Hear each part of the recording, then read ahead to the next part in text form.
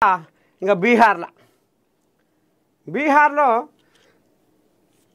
NDA కూటమి, Mahagathbandhan, MIM, మిగతా వాళ్ళు ఇగో మొత్తం సీట్లు 243.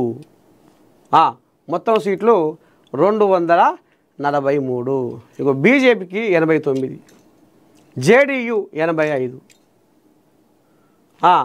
ఇక ఇప్పుడు ఈ రెండింటి సోపతి అయింది కాబట్టి కూటమి, ఎన్డీఏ కూటమి,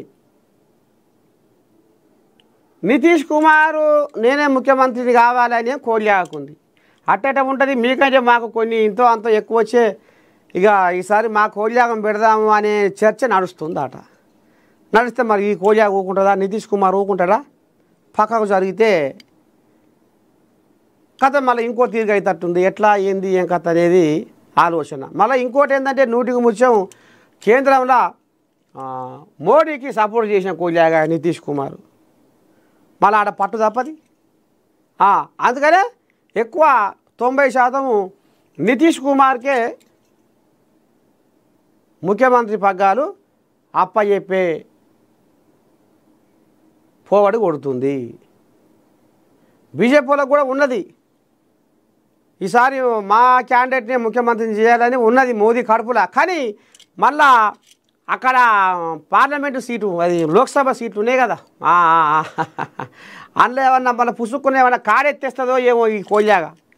అప్పుడు సపోర్ట్ చేసింది కదా నారచంద్రయ్య ఈయనే. మళ్ళీ ఏమైనా కాడెత్తేస్తే మళ్ళీ ఏ వారం కింద మీద అయింది. అప్పుడు ఇక చేతుల పిచ్చబోద్ది, మళ్ళీ ఆట పిచ్చబోద్ది ఎందుకు అనేది ఆలోచన చేసి 90% ఈ కోల్యాకే పెద్ద కుర్చీ అప్పచెప్పే ఆలోచన అనిపిస్తున్నది.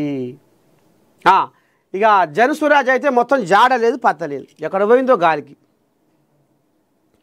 ఇక నేను ఆ పార్టీని అధికారం తీసుకొచ్చిన నా సర్వేతోటి, ఈ రాష్ట్రంలో ఈ పార్టీని అధికారంలో తెచ్చిన అని బొల్లి కూతలు కూసిన ప్రశాంత్ కిషోరు ఇవాళ ఆయన కంచవల ఆయన బువ్వల ఆయనే ముష్కరాలు ఏరుకుంటేందుకు